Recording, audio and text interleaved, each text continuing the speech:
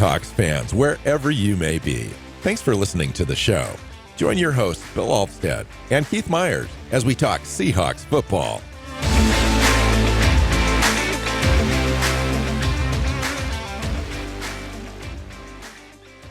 Hey, hi, Seahawks fans. Welcome back to another episode of the Seahawks Playbook podcast. I'm your host, Bill Alvstad, sitting down with co-host Keith Myers, here to talk Seahawks football. We're going to get into a big discussion today around all things Seahawks and the team and coaching, as well as previewing the matchup on Monday night, this coming Monday, between the Philadelphia Eagles and the Seattle Seahawks. It's a home game at Lumen Field, and the Seahawks hope to get right in this game. Losers of 4 in a row. The Eagles come in as well with a 2-game losing streak against a couple of good teams, but double-digit losses nonetheless. So they look to get right as well. Should be a fun, open-ended discussion about everything that we can come up with in the next half hour or so, 45 minutes. So welcome in, Keith. How you doing? I'm doing good. And yeah, there's a lot to talk about. We've had a really interesting Pete Carroll interview that happened, and that was kind of telling, and a follow-up by KJ Wright. And I think when you get through all of it, there's just a lot for us to dig our teeth into right now. To unpack. Yeah, for sure. It started with Pete a couple days ago, went on Brock and Salt, and he basically, was asked some pointed questions, and rightly so. And his answer, he was clearly frustrated, I think is the big takeaway there. Frustrated with the performance, frustrated with his own ability to convey messages to his team about the way that he expects them to be, to play, to conduct themselves, to come out and fight, compete, all that kind of stuff that we're very familiar with now after 13 seasons of Pete Carroll here. And the takeaway was that I think that the biggest ask that he had was, is your message reaching the players? And his pointed answer, very curt, was ask them next. And I thought that was uncharacteristic, number one, of Pete. He normally kind of remains in control, and I would imagine that sort of thing came out of his mouth against his better wishes, and probably after a pretty tense team meeting or something, first thing in the morning. But it led to some speculation amongst fans and amongst other commenters and so forth, including KJ Wright, who also went on a podcast yesterday and gave some stinging commentary about the team, and we can talk about that for sure. Yeah, so I didn't like the speculation by media members and fans. That doesn't. I mean, to me, that doesn't hold much like water. It's just not a thing, because you don't know. It's just people guessing. But KJ Wright is different. He is a guy that played for Pete for 10 seasons. He has access to the building, the guys, the coaching staff. He's still very much connected in that building. And if he's going to go on there and say stuff like that, he's not going to do it unless he knows it's true. You know what I mean? And so for him to go in there and say that, it's one guy's perspective, though. It is just one person's perspective. It is. But for him to go in there and say it's weighted, that Pete Carroll is really frustrated with these guys, tells me that Pete Carroll is really frustrated with this team. And honestly, I can see it. I can see why. You look at what they did in that San Francisco game on defense, and they practiced all these things. Pete was very clear. They knew what San Francisco was going to do, and they had a plan for how to stop it. And the guys just didn't do the things in the plan. Jamal Adams was in position to pick up Deebo Samuel and just didn't, and let Deebo run right by him for a big touchdown. What was the point of all the work and practice if you're not gonna do that stuff? Like those are the things that are killing Pete Carroll right now. Yeah. Yeah, and Pete, in fact, mentioned a couple of players, Jamal Adams, Diggs, and Woolen by name, essentially. Mm-hmm. And, and I guess KJ Wright kind of came back on and reiterated some of those things, said he was sick and tired, quote unquote, sick and tired of the guys. In the team right now, they're distracted. They're fighting their own internal battles within the building. They're fighting basically to buy into what Coach Pete Carroll is saying. He's extremely frustrated, quote unquote. I saw a Bobby Wagner interview follow up this afternoon, and he was pointedly asked about the KJ Wright interview and specifically about the internal battles and fighting within the building.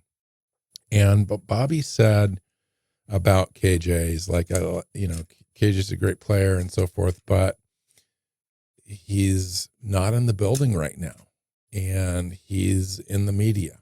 And he said, I understand that. I understand, that he has things to say, but he kind of tempered that a little bit with a little bit of caution. You could see that he was trying to find a way through that where he wasn't going to put KJ Wright out there on an island, but he was also going to defend his team and defend his coach and defend himself on but he's what they're also trying not to gonna, do. He's also not going to lie and say, no, KJ's clueless and none of that's true.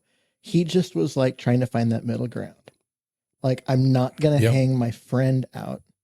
Right. But I'm also not going to hang my coach and teammates out. Right. And it was the same with the Pete Carroll interview today after practice. Pete was markedly different as far as his energy and his attitude and all the Pete Carroll things from that interview with Brock and Salt. Now, I don't know if it was just a morning thing or if he did come out of a really heated meeting or whatever and then got on the radio. But in this press conference this afternoon, Pete was very energetic, said all the players are in 100%. They're ready for this game. They're excited. There's a lot of feedback and back and forth in the team meetings and so forth. The walkthrough went really well. Guys are in it to win it. This is a stretch right now. We might as well be in the playoffs. Every game counts. But he said all the right things. And then Bobby Wagner came out and kind of said all the right things. So it made me stop for a minute and just kind of question the depth of the issue and the problem, because at the end of the day, the Pete Carroll interview and then the KJ Wright follow-up really made you question whether or not Pete Carroll's lost this team, lost this locker room. And if he has, it's over. It's over. Yeah. The season's over. There's not going to be, they might win a game or two remaining, but it's iffy. And then the offseason blows up. If what happened during today's pressers is more in line with where they're at, and they need to tweak a few things. Yeah, there's some infighting, or there's some, Jamal Adams is kind of causing a disruption, or Metcalf on the field was kind of not optimal, but they're going to try to get things on track. If that's more true, then things are okay. They could write this thing. The last 4 games are very important. It could still all come together.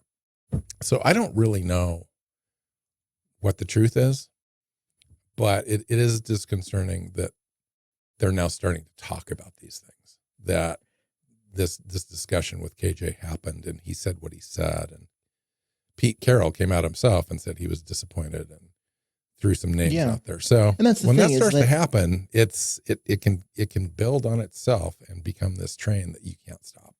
And that's why I think it's important, is that this didn't happen out of the blue, right? This isn't KJ coming up and saying something and everyone being like, whoa, we didn't know that. Where would that come from? Like, this was Pete Carroll in front of a microphone that started this. Yeah. And that is, it's concerning. you're not going to tell me that it's not. To me, it's a big deal. Now, this is similar to what happened when all of a sudden Michael Bennett and Richard Sherman and guys were sent packing because they had become an issue. And very similar, Keith. And Pete was able to like bring the locker room back into control, which he needed to do because those guys had kind of been getting a little out over their skis in terms of their control over things. But by going through and doing that, he took a team that was significantly less talented into that next season and won just as many games because there was buy-in. Now, and that was the beginning of when they won 9, and then they won 10, then they won the 11. In consecutive years. Yeah. And so if he's having that problem again, and it's Jamal Adams and it's some of those guys, then okay, go do something about it, right? Honestly, I still think he's the whole team's a year late on moving on from the Jamal Adams thing. And they could have really used that cap space this year and having it come off the books completely or not completely, but having only half of it next year would have been significantly better in terms of where they're at. And if he's being a problem, if he's actually a guy that's not buying in and that kind of stuff, well, they've only got themselves to blame for holding on to him.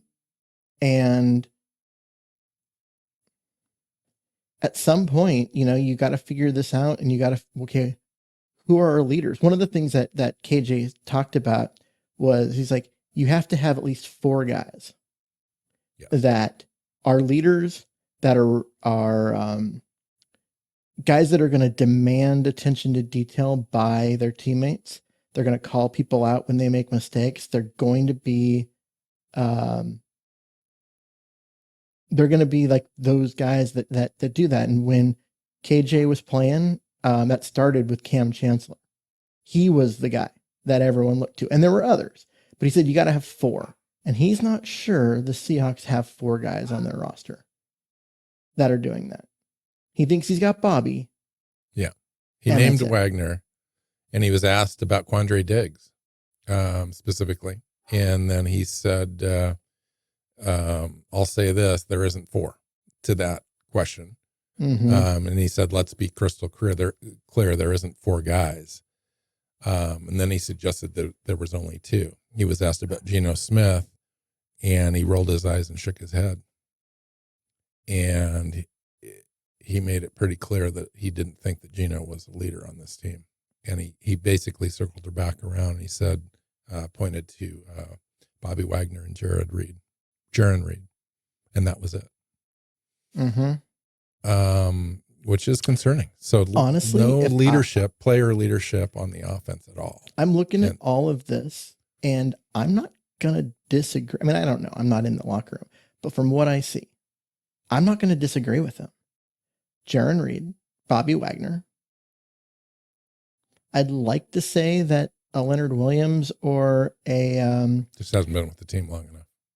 Dre Jones would be those guys, but Leonard Williams just got here. Dre Jones, maybe he's not. He's got the contract and ability to be that guy, but is he that personality on the offense? Find a guy on an offense. The guy with the personality to do it is DK Metcalf, but he is right now struggling to keep himself under control, let alone everyone else.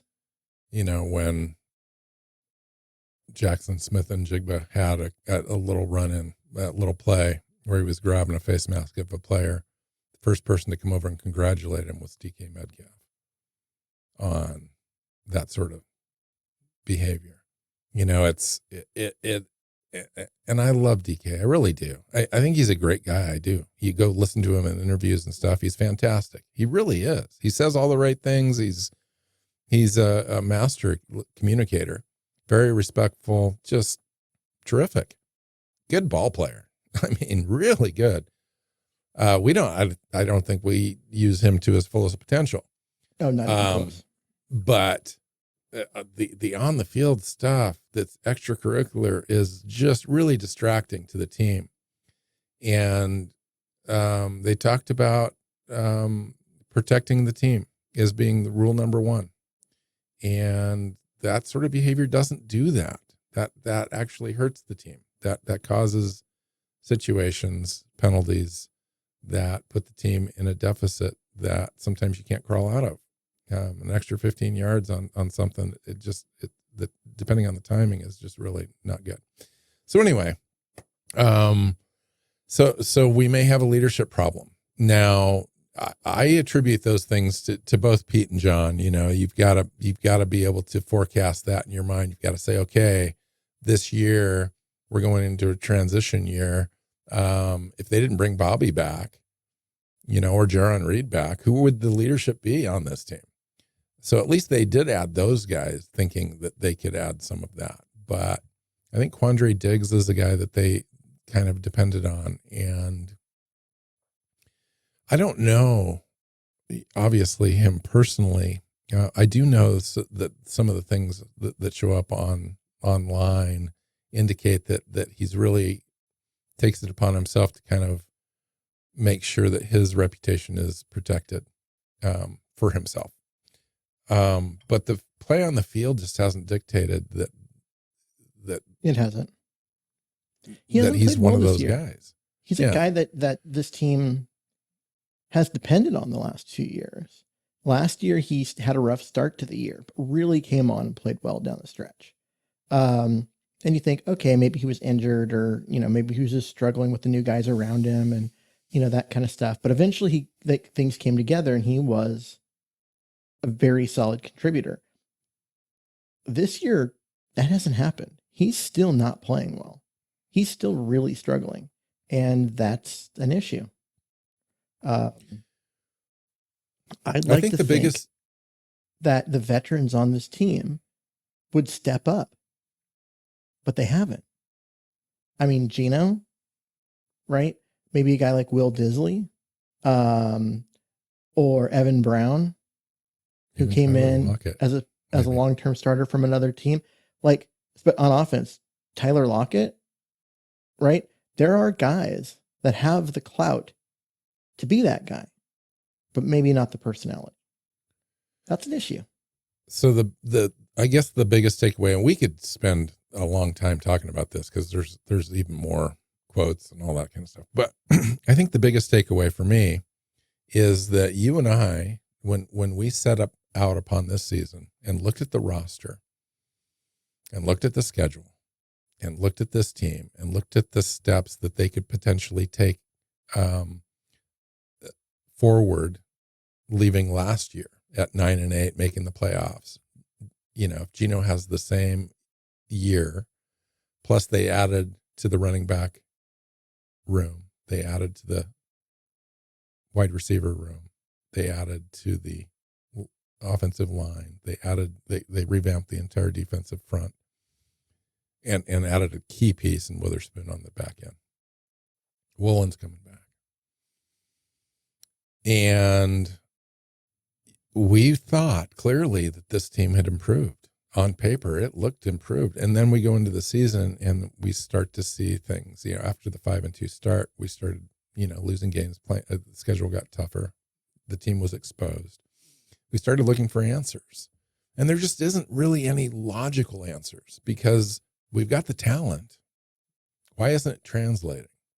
Well, if what KJ Wright is saying and you know what Pete alluded to in his interview, it is factual, that could be the reason this team lacks chemistry, lacks leadership. When the going gets tough, the tough get going, and they're not right now. And that could be the reason for this collapse, other than the fact that they just played a massively difficult schedule. But you don't want to lose the locker room. That's the worst possible case scenario for this team, I think. I mean, it is.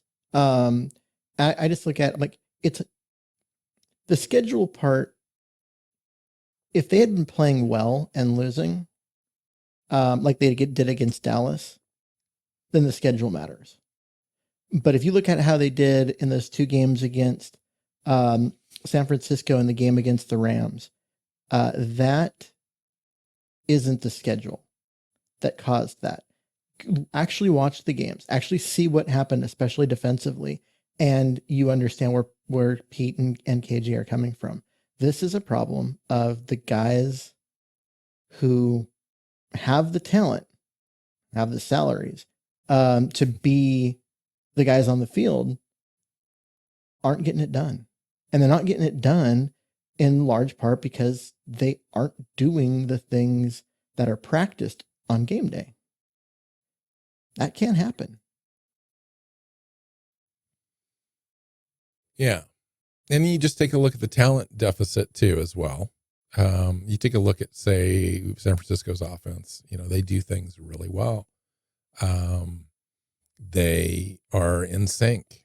They work well together. They have constructed a roster where their components work together. Their run game works well because their offensive line is athletic and nasty. They've got one of the best blocking tight ends in football. They've got a fullback. They're committed to running the ball. They've got a game manager type quarterback. They've got some key pieces, key weapons that accentuate all of that on their offense in Deebo Samuel and McCaffrey. And, you take a look at ours. What is our team built around? We have all these tight ends, but we barely use them. We drafted 2 running backs, but we can't run the ball. We have an offensive line we've invested in, but where's the attitude? Where's the nastiness for a committed team that's committed to running the ball? Well, if we're going to be a passing team, then why aren't we good at that? We're just not good at any one thing. And you can go to the defense and do the same thing. So some of it for me too is roster construction. I appreciate the roster building of this team in that I think they knocked the last couple drafts out of the park, but there's continuity issues, I think, when you take a look at how the roster is constructed and does it all work together. Yeah. So you combine that with the attitude stuff. It's hard. I don't know. I mean, to me, what I get when I say this is where's the money being spent, and is it being spent in the right way? The drafts have been good the last couple of years, but they've got $40 million that they're spending on 3 at best mediocre safeties. That's not good roster construction. That's not how you go become a Super Bowl contender. That's falling in love with a couple of players and overspending. Yeah. That is. These are guys that basically, it looked like they're like, okay, we have the money to spend and we don't want to replace too many guys. We're going to go ahead and just pay these guys in order to limit the number of holes that we have to fill. Mm-hmm. And you end up in a situation where you're spending $40 million on 3 guys that kind of suck. And guess what? The defense is bad because of it. It would be really nice if they'd, spent that money in ways where you don't have to trade a 2nd round pick for Leonard Williams because you've got that defensive lineman already on the roster, right? You have guys. Ryan Neal's a good example from last year, right? This guy didn't cost anything, unheralded, played strong safety only because of the Jamal Adams injury. And even though he struggled a little bit in tackling, he's not a great tackler, he was really good in coverage. And the defense was better with him than with Julian Love. And he cost about a quarter as much. Now, this year it would have been half as much, but still, they chose to take the tag or the tender off Ryan Neal in order to pay Julian Love to be a worse player. That's on a team that already had 2 starting safeties in theory. Yeah. So, I agree. And, I can't even emphasize this enough, how important the next 4 games are, including this one on Monday night. as far as not for this record, not for the year, not playoff standings, whatever. If you, whether or not you like Pete Carroll or you want him replaced, whatever, if this thing goes south, it's not good for the franchise, because it would mean a complete breakdown of the roster, the coaching staff, the team, starting over. You want to talk about team purgatory for a while. I think that you'd probably be signing up for, 4 or 5 years if you're lucky. I don't know. To turn this thing around from scratch. If this team goes 0-4 down the stretch and come away losers of 8 straight at the end of the year, you're looking at wholesale changes on the coaching staff. Whether Pete Carroll survives that or not, or it's just his entire coaching staff underneath him, you're looking at wholesale changes there, and you're looking at the team taking a step in terms of massive rebuilding. But you're also talking about a 6-win team that's going to be in position to draft a Michael Penix or a Bo Nix or, that kind of player to take over at quarterback, because that's your biggest need and your biggest problem at the moment. So do you believe it's healthier for the franchise to lose? No, the majority of the games coming up. It is never healthier for a team to lose. Yeah. Okay. So, yeah. So what I'm saying though is, for psychologically, you just don't want to do that to your team. No, it's never better to lose. Like, tanking in the NFL doesn't happen. It's not like the NBA. You lose your locker room. Your coaching staff becomes a turnstile of change that is really hard on the players to buy into when they don't, if they know these guys are probably going to, and it's hard to recruit a top end coach, unless you go, because that's how the Seahawks have operated, right? They had that thing, and then they went and got Holmgren, which demanded buy-in. And then when the game started to pass him by, they went to Mora, which was a disaster. And Paul Allen stepped in and said, no, we're not doing this again. And he went and got Pete Carroll. This team would have to do that. They'd have to go find the next big name guy that's going to come in and dominate in terms of getting people to buy in and stuff. Because if you don't, there's a reason why bad teams stay bad. And it's not just bad decisions by the front office. It's because they can't hold on to guys, because guys will take less to leave the losing team. Guys will stop. They don't buy completely into what the coaches are saying, because all coaches can always get fired next year anyway, right? This is the problem the Bears have. And you don't want that. Losing, I get that people think of it as a chess match, and you're like, well, you lose now, you get a better draft pick, you get a better player, and you get better by it. But there's so much more to winning in the NFL than talent. And part of what Pete Carroll has been great at during his tenure is about getting guys to buy in and getting the most out of his players. And that's not happening right now. Is that a problem with Pete Carroll, or is it a problem with the individual guys? Mm-hmm. I will say, I agree with that. This is probably the point in this conversation where we need to bring up the news about Bill Belichick. The most accomplished coach in NFL history is probably gone at the end of the year. If the reports that came out are true, and we have no reason to believe they're not, the decision has already been made. He is not going to be with the Patriots next year. Now, you look at why.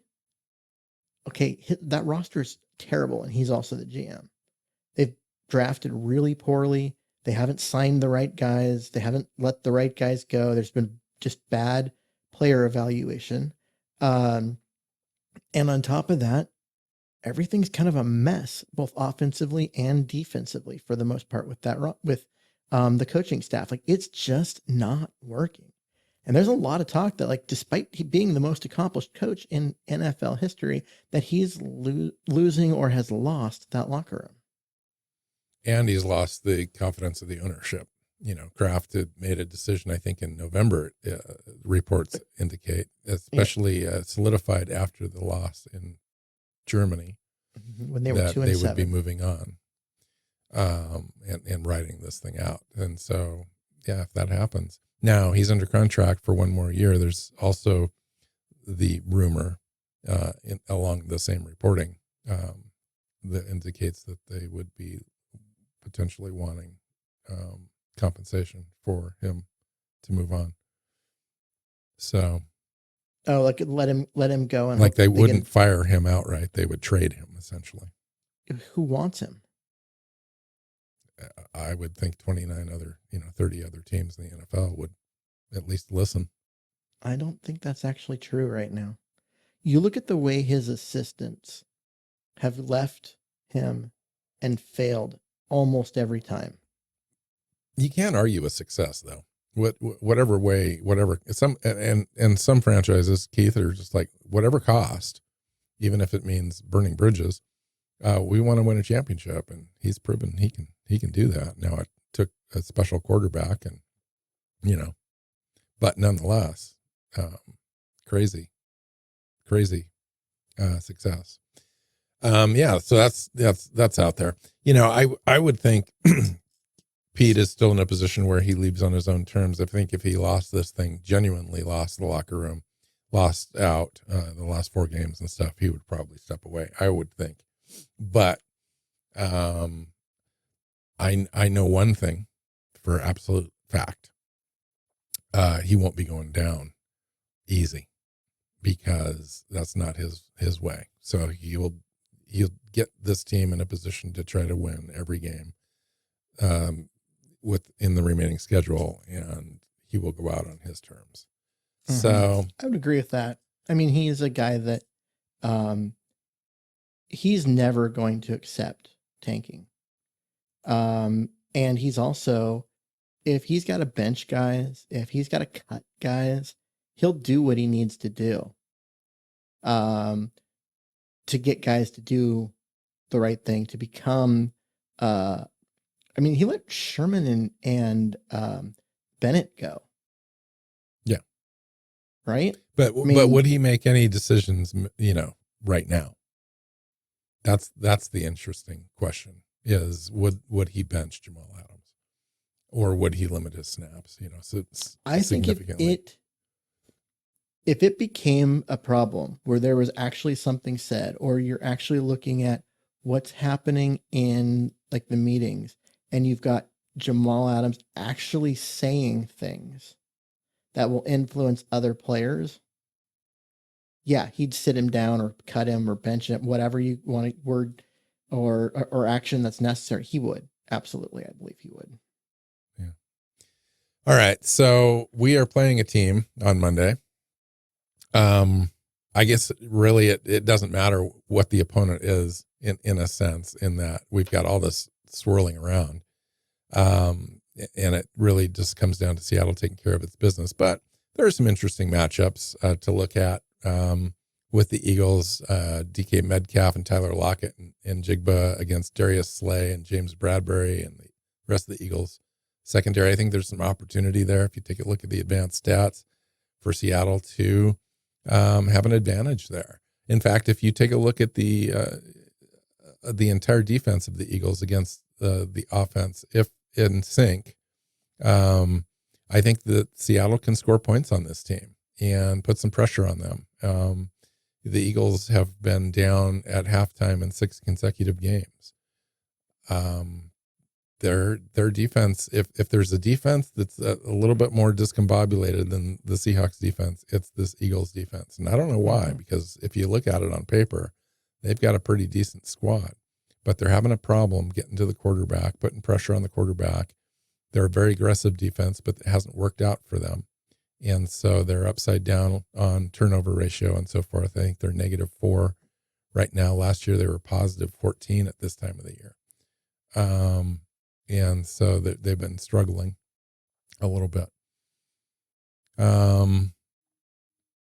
They seemingly have an advantage, against us on their defensive line, against our offensive line. But again, guys like Hassan Reddick, Josh Sweat, Shaq Leonard, who they just got, Jalen Carter, Fletcher Cox, they just haven't been getting it done. I don't know why, but those guys haven't been getting to the quarterback.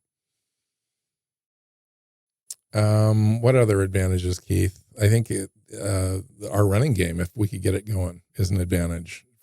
Philadelphia has allowed 126 yards, 167 yards, 156 yards, and 148 yards in the last 4 games. And that is one of the things. If you're a Philly fan, that's the part that's concerning. And the reason why they're not getting to the quarterback is because guys aren't attacking. They're trying to play the run, even on passing downs, because they're getting gashed so badly. And ultimately, that's what's hurting them. The Seahawks have to get the running game going. This is a team that wants to run the ball. This is a team that is built to run the ball. They've got a head coach who's known for being the last head coach to give up on the running game and run the ball. That's the idea is that's the identity of this offense. And it hasn't been, right? They haven't been able to run the ball much this year. They have got to go run the ball against this defense because it stops their pass rush. It slows it. So much of what Philly does falls apart if you can run the football on them. Yeah. And get the ball out quick. Yeah. And they're dead last against defending tight ends. So, you can get the ball out quick, use the tight ends in this scheme. They're 28th in pass defense. They are 6th in the NFL right now in rush defense, but they're the 2nd lowest team overall in rushing attempts against them. Because it's been so easy to throw the ball, and for whatever reason, even though they've fallen behind in the last 6 games overall, I think teams throw the ball on them quite a bit. Their 4th down defense is 19th. Their 3rd down defense is 32nd. They're one of the few teams that are worse than Seattle is. Yeah, I'm not like the 4th down defense. Like, teams go for 4th down so rarely and in such odd situations that it's hard to put a lot of weight in that. 3rd down defense, though, is a really big deal. 32nd. Red zone defense is 30th as well. And Seattle's been bad on 3rd downs offensively and defensively. We both know that, right? That's an issue. The fact that the Eagles have been bad defensively on 3rd down and in the red zone. There's a reason why they're not going to be the number 1 seed this year. Well, they're probably not going to represent the NFC in the Super Bowl again. They just aren't as good, and that's where. And if you're going to go and beat this team, which the Seahawks want to, then okay, do it. But you got to take advantage of those situations. You can't be the get right game for them. Yeah. Well, I mean, this could be the get right game for Seattle. I mean, as far as the offense is concerned, they played well against Dallas. They were okay without Geno Smith against the 49ers, but the Eagles have allowed 401 yards per game of offense in the last 7 games. During that span, Seattle's allowed 385 yards, 30th, but the Eagles are dead last. I think there's an opportunity here if Seattle can play well on offense, get the ball out quick, kind of duplicate that Dallas game. And I think we'll be okay. Now, the defensive side, we just need to be able to slow down something. They want to, DeAndre Swift is their running back. They want to get him out in catching balls and running and so forth. And Seattle needs to be able to stop that.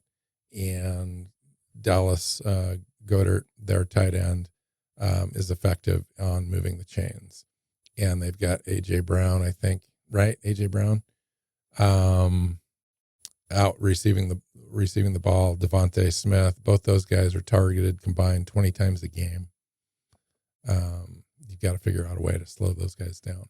Do we have updates on Witherspoon and Gino?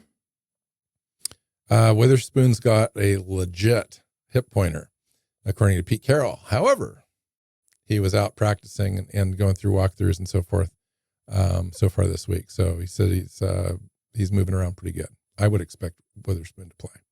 Geno Smith, same thing. Went through, had pads on today. What did walkthroughs, throwing the ball, slinging the ball around.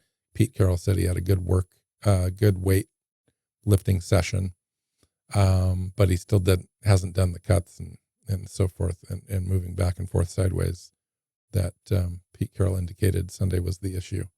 So we'll see. I think, by Monday, that'd be 2 weeks for Geno Smith, and it's quote unquote a 2-week injury. So we'll see. But I think there's an opportunity here. My optimistic side, listen, the Seahawks are still in this thing. They've got 4 games. We could win out, get to 10 wins, get into the playoffs. And we might not do any damage when we're there, but at least we can say we had a successful end to the season and things kind of got right. I do think there's an opportunity here to beat this team. This team's lost 2 games in a row by double digits. They're on the road. They're reeling a little bit. Seattle is obviously as well, but man, if there was any motivation at all for Seattle to come around, this would be it. It's a home game. It's Monday Night Football.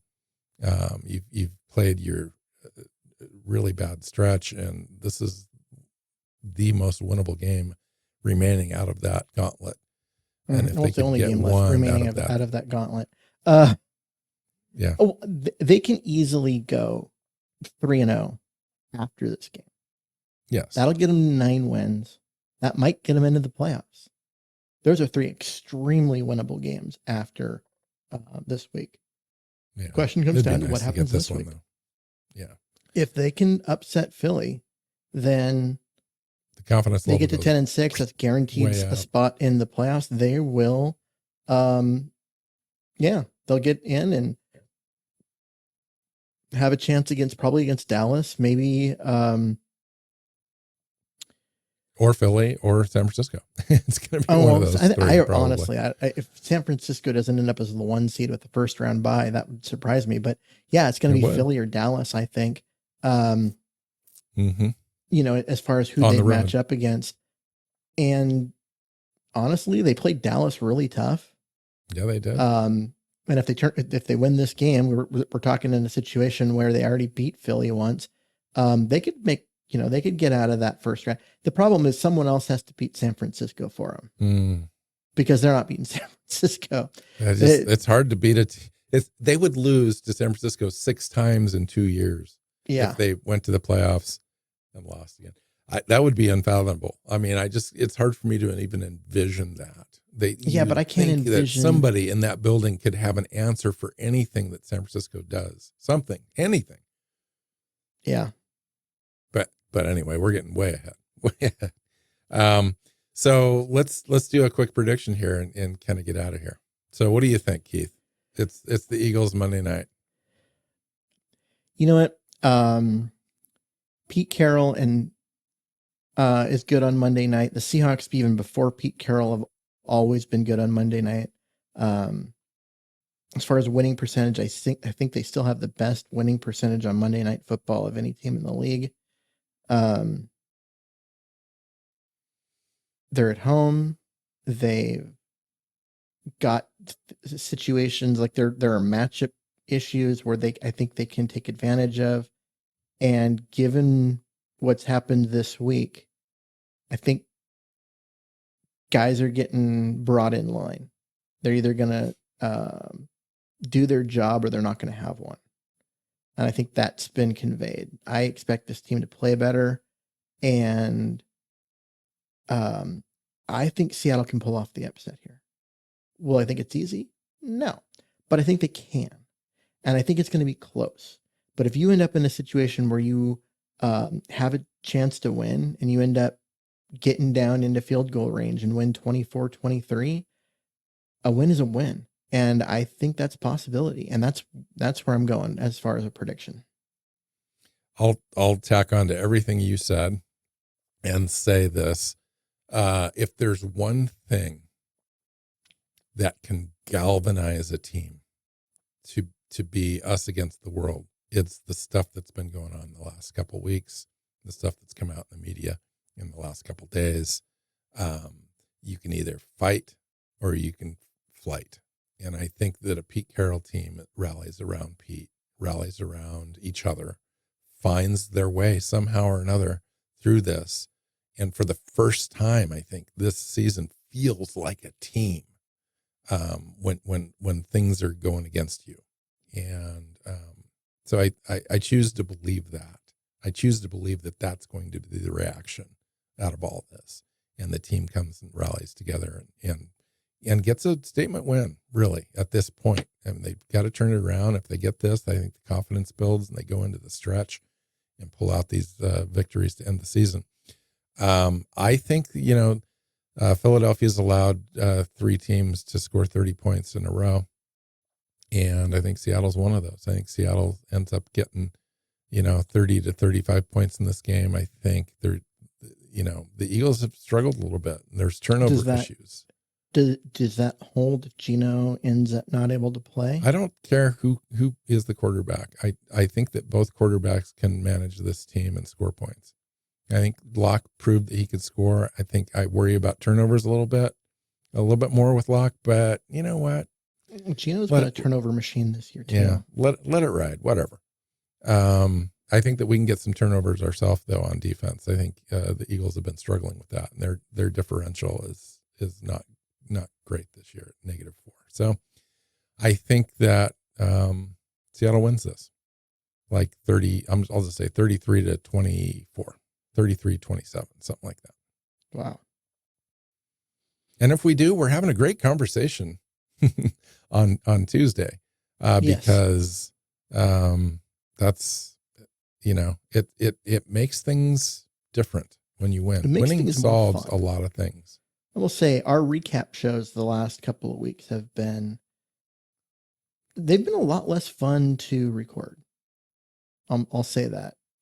Yeah. I like it better when this team's winning, or if they're going to be bad predictably, so we can be talking about the draft and I know, right? And the off season at this point. Yeah.